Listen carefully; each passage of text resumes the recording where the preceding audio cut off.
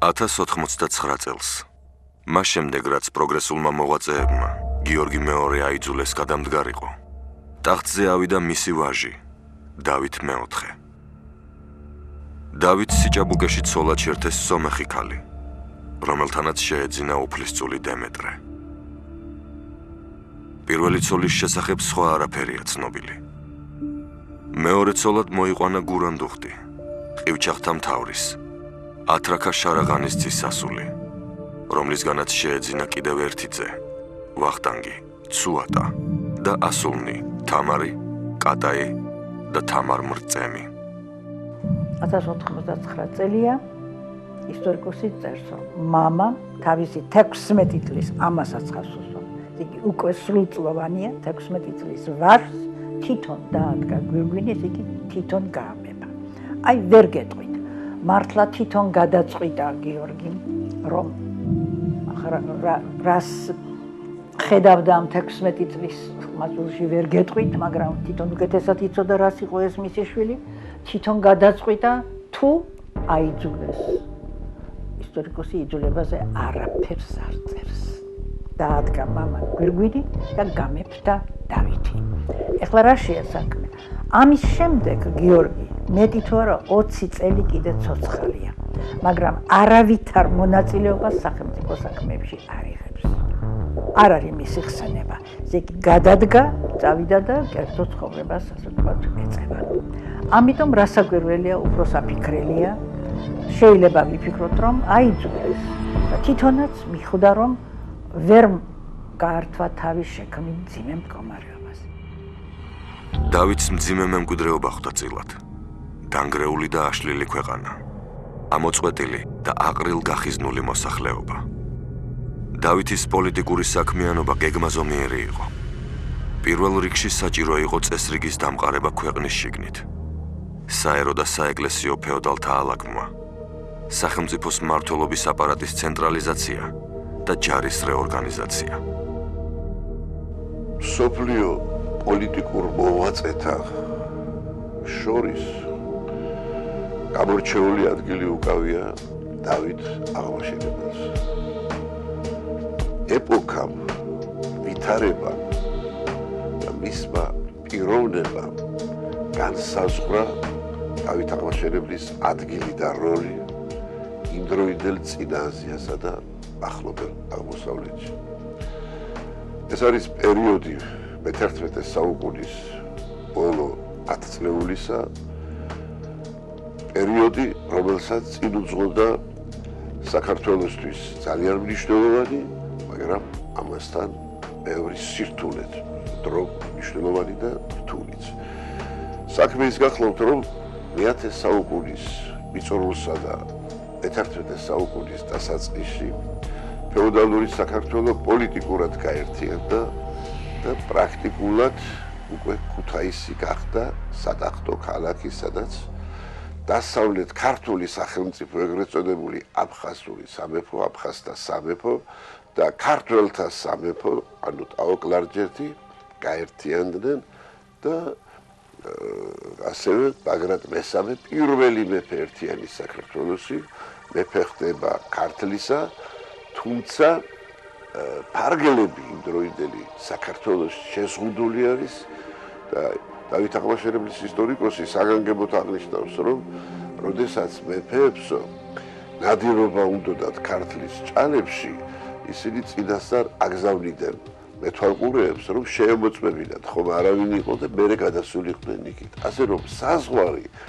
როდესაც დავითი მოდის სამეფოს მეთაურად, იყო ლიხის და.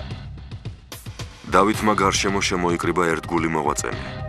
განსაკუთრებით უნდა აღინიშნოს მწიგნობართუხუცესი გიორგი და მეფის მოძღვარი არსენი. უპირველეს მიზნად დავითმა დაისახა ქართლის გაწმენდა თურქებისაგან და გაქცეული მოსახლეობის დაბრუნება მათ მიწა-წყალზე.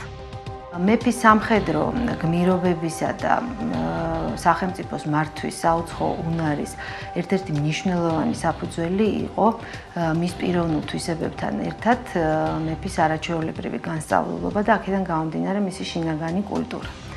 იგი საუცხოოდ ფლობდა სპარსულ და არაბულ ენებს, ქართულ საერო და სასულიერო ლიტერატურასთან ერთად შეთვისებული ჰქონდა ანტიკური და აღმოსავლური ლიტერატურული ძეგლები, იცნობდა მართლმადიდებლობის, ასევე გრიგორიანული და მაჰმადიანული სარწმუნოების ნორმებს. სწორედ ეს გახლდათ მიზეზი იმისა, რომ იგი არაჩვეულებრივი პატივისცემით ეპყრობოდა საქართველოს ტერიტორიაზე მცხოვრები განსხვავებული სარწმუნოების წარმომადგენელ ადამიანებს.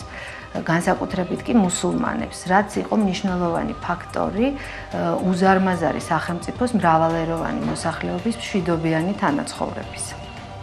იგი გატაცებული იყო ასტრონომიით, ისტორიის მეცნიერებით, ისტორიული მწერლობით და ღვთისმეტყველებით.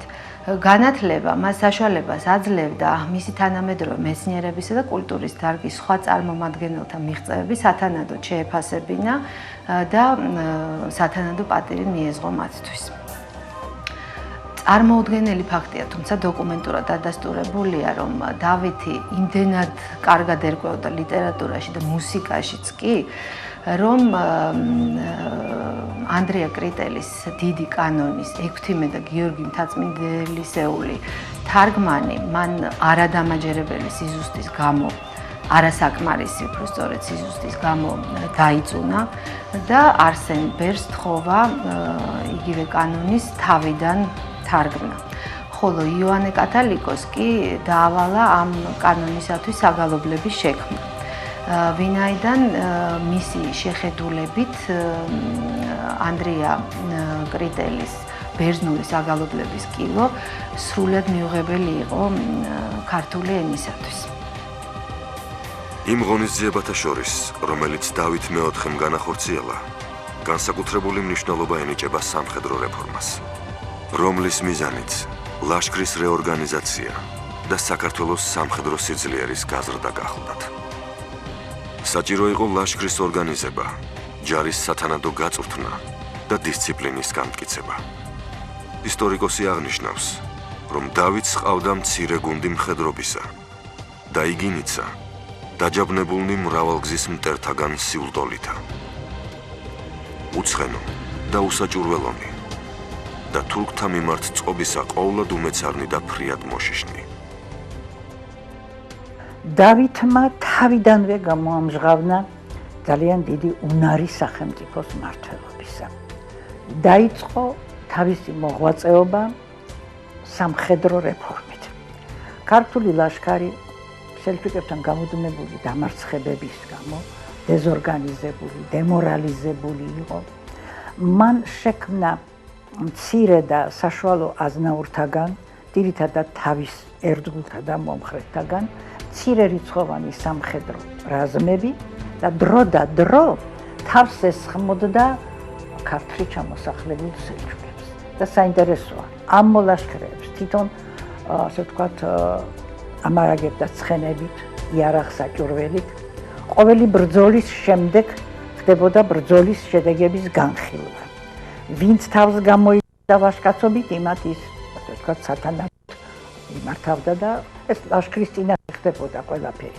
მაგრამ ვისაც გამოიჭერდნენ ლაშქრობაში, ისტორიკოსი წერს, რომ სადედო ტანისამოსს ჩააცმევდა და ლაშქრის წინ ჩაატარებდა.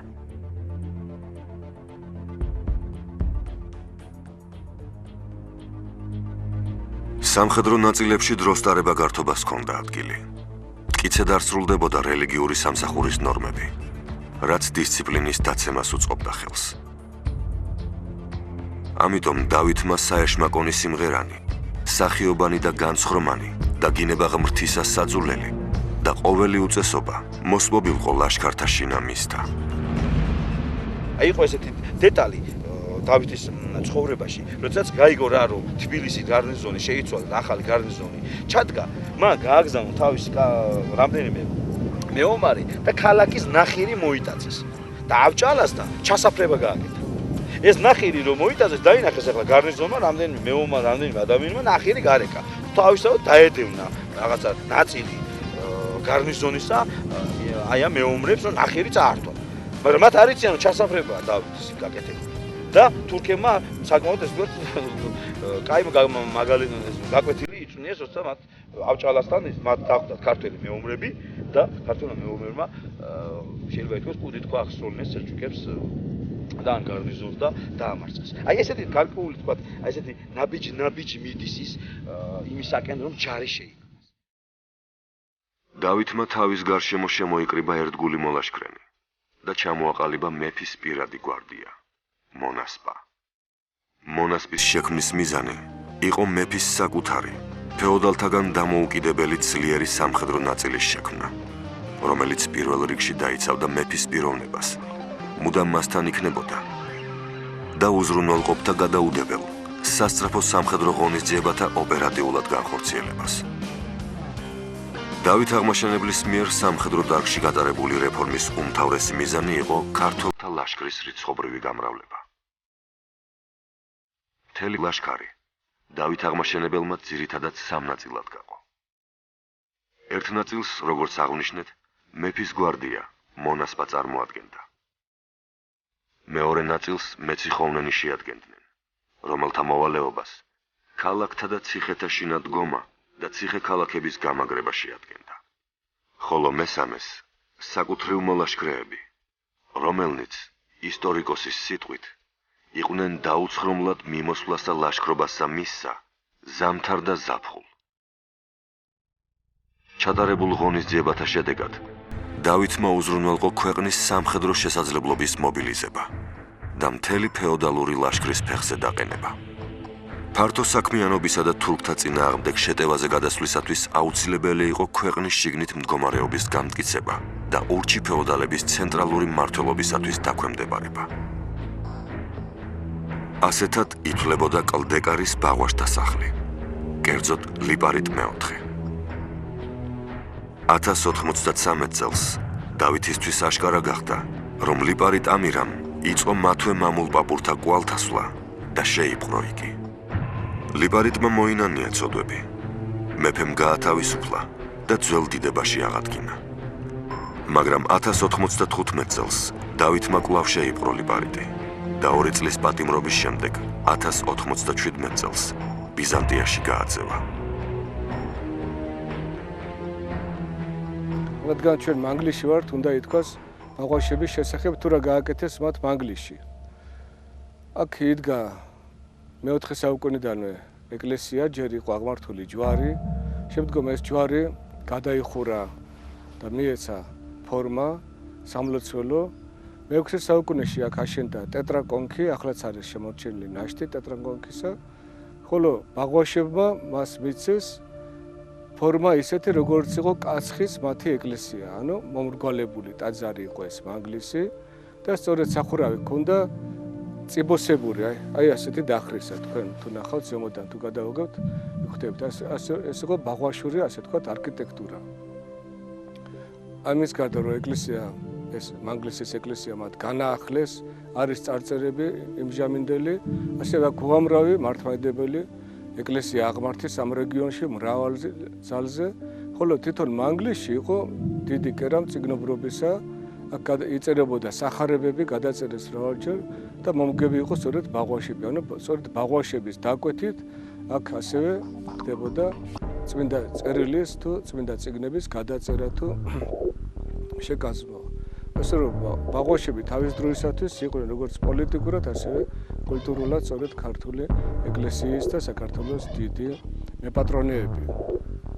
და შემდგომ როცა ემათი ოჯახი დაეცა, იმის შემდგომად მათ გააგრძელეს ასეთი დიდი მეცენატობა, მოხსენება ათონზე ისინი მოღვაწეობდნენ დიდად. ახლა უნდა ითქვას, რომ ეს გრძელდებოდა ეს მტრობა ბაგრატონებსა და ბაღვაშებს შუა რამდენიმე საუკუნე. ასე რომ თავიდან რაღაც ქონდა შეიძლება ითქვას არა იმდენად მნიშვნელოვანი მიზეზი, მაგრამ შემდგომ ეს ბრძოლა უკვე ცუდი ფორმებში გადაიზარდა და საბოლოო ჯამში აღმოჩნდა, რომ რადგანაც საქართველოს უკვე ერთიანდებოდა, მთლიანდებოდა, ცენტრალიზებული სახელმწიფო ყალიბდებოდა და ჩამოყალიბდა კიდეც, სწორედ ამ ეპოქაში ბაღვაშები აღმოჩნდა, რომ სწორედ იყვნენ მოწინააღმდეგენი ამ ცენტრალიზებული სახელმწიფოსი და აი სწორედ აი ამ წინააღმდეგობამ თავისი ასახვა ჰპოვა დავით აღმაშენებლის დროს, როცა უკვე შეიძლება ითქვას, რომ საქართველოს უკვე ეს ოჯახი უკვე ვეღარ არგებდა პოლიტიკურად და დავით აღმაშენებელმა მათ თქვენ კარგად იცით თავისი ადგილი მიუჩინა ისტორიის ასპარეზზე. 1103 წელს გარდაიცვალა რატი, ძელი პარიტისა. დავითმა გააუქმა კლდეკარის საერისთავო და ამით დასრულდა სახლი ბაღვაშთა, სახლი განმამწარებელთა, რამე თუ სუა უკანასკნელი თხლერის სხვისა, სასუმელი ცოდვილთა ქვეყანისათა და არღარავინ დაშთა საყოფელთა მათთა მკვიდრი. კლდეკარის საერისთავო მეფემ თავისად დაიჭირა. დავითის ეს ღონისძიება სრულიად ეთანხმებოდა მისი სახელმწიფოებრივი საქმიანობის საერთო ხაზს, რომლის მიზანი საქართველოს საბოლოო გაერთიანება და ერთიანი ქართული ფეოდალური მონარქიის შექმნა იყო მეფის ძლიერი ერთპიროვნული ხელისუფლებით. ძლიერი საერისთავოების გაუქმებით დავითმა მნიშვნელოვნად დაასუსტა ოპოზიცია და გააძლიერა მეფის ხელისუფლება. საქართველოს ერთ სამეფოდ შეკვრისათვის აუცილებელი იყო, რომ თრიალეთი მეფის ხელთ ყოფილიყო, რადგან აქ გადიოდა უმოკლესი გზა, რომლითაც საქართველოს აღმოსავლეთ ნაწილი მის სამხრეთ-დასავლეთ მხარეს უკავშირდებოდა. ამასთანავე თრიალეთს დიდი სამხედრო სტრატეგიული და ეკონომიკური მნიშვნელობა ჰქონდა და ამან განაპირობა საქართველოს გაერთიანებისთანავე ჯერ აფხაზთა მეფეების, ხოლო შემდეგ გაერთიანებული საქართველოს მეფეების გამუდმებული ბრძოლა ამ პროვინციისათვის. მეორე დიდი ფეოდალი იყო ცაგან აბულეთისძე. ეს გვარიც საკმაოდ დიდი ხნის მანძილზე ებრძოდა საქართველოს მეფეებს. დავით აღმაშენებელს აქვს შიომღვიმისადმი ანდერძში გამოცხადებული, რომ ეს აბულეთისძეები მამაჩემის დროსაც გვებრძოდნენ ჩვენო. მე მაშინაც მინდოდა იმისი დასჯა, მაგრამ არა იყო ნება ჩემი ამბობს.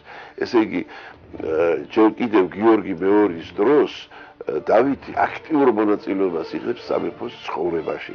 ჩვენ გვაქვს ერთი მინაწერი ერთ-ერთი სახარებაზე, სადაც აღნიშნულია, რომ გიორგი არის მეფე და კესაროსი, ხოლო დავითი არის მეფე და სევასტოსი. ესე იგი ბიზანტიური ტიტულები აქვს მიაქციეთ ყურადღება ჯერჯერობით დავითსაც აქვს ეს ტიტული. შემდეგ იგი მოიცილებს მას. და აი სწორედ ამ დროს, როგორც ჩანს, დავითს უნდოდა რაღაც გადაწყვეტილების მიღება აბულეთისძეების მისამართით, მაგრამ მამამ ნება არ მისცა ამის, ესე იგი უფლება არ მისცა. 1092 წელს გარდაიცვალა თურქ-სელჩუკთა სულთანი მალიქ შაჰ პირველი. დაიწყო უფლისწულთა შორის ტახტისათვის ბრძოლა. თურქ-სელჩუკთა სახელმწიფოში შექმნილი მძიმე ვითარება ხელსაყრელ პირობებს უქმნიდა საქართველოს და მის ბრძოლას პერსპექტიულს ხდიდა. ამავე ხანებში საქართველოს საერთაშორისო მდგომარეობა სხვა მხრიდანაც გაუმჯობესდა. 1095 წლის შემოდგომაზე კლერმონში შეკრებილ საეკლესიო კრებაზე პაპმა ურბან მეორემ საზეიმოდ გამოაცხადა ჯვაროსნული ომების დაწყება. მე-11 საუკუნის 90-იანი წლებისათვის საერთაშორისო ვითარება მახლობელ აღმოსავლეთში ძალიან მცირედ, მაგრამ მაინც საქართველოს სასარგებლოდ შეიცვალა. თურქ-სელჩუკთა დიდი იმპერია, ისევე როგორც ყველა იმპერიები დღემდე მსოფლიოში, დაიშალა. ამ დროს ის ორ დიდ სახელმწიფოდ არის დაშლილი, ირანის ილხანთა სახელმწიფო და ეგრეთ წოდებული რომის, ანუ იკონიის სასულთნო, ეს იყო ყოფილი რომის იმპერიის ტერიტორია. ეს ორივე სელჩუკური მაჰმადიანური სახელმწიფოებია, მაგრამ უკვე იმპერია ერთი არ არის, რაც რასაკვირველია, ისეთ ძალას ვეღარ წარმოადგენს.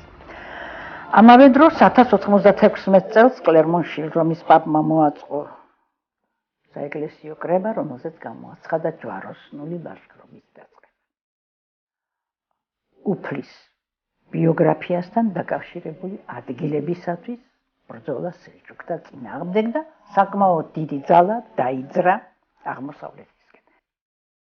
დავით მეფე კარგად იყო ინფორმირებული ყოველივე იმით, რაც მახლობელ აღმოსავლეთში ხდებოდა. მან სათანადოდ შეაფასა შექმნილი ვითარება და 1099 წელს სულთანს ხარაჯა შეუწყვიტა. განძლიერდა დავით და განამრავლნა სპანი და აღარა მისცა სულტანსა ხარაჯა და თურქნი ვეღარა დაიზამთრებდნენ ქართლს. ეს ფაქტიურად ომის გამოცხადებას ნიშნავდა. მაგრამ სულთანმა დავითის გამოწვევა უპასუხოდ დატოვა. ამრიგად ქვეყანა გათავისუფლდა მძიმე და სამარცხვინო ხარკისაგან, რომელიც 80-იან წლებში ხსნად მიაჩნდა დავითის მამას, გიორგი მეფეს. მართალია, მცირე აზიაში შემოჭრილ ჯვაროსნებს თურქ-სელჩუკები მედგარ წინააღმდეგობას უწევდნენ და მე-11 საუკუნეში მათი გავლენა ამიერკავკასიაზე ძალიან შორეული იყო, რადგან ამ დროს ჯვაროსნებს სასულთნოებთან ჰქონდათ ბრძოლა, მაგრამ ასეთი დიდი ძალის შემოსვლა მახლობელ აღმოსავლეთში მნიშვნელოვანი ფაქტორი იყო.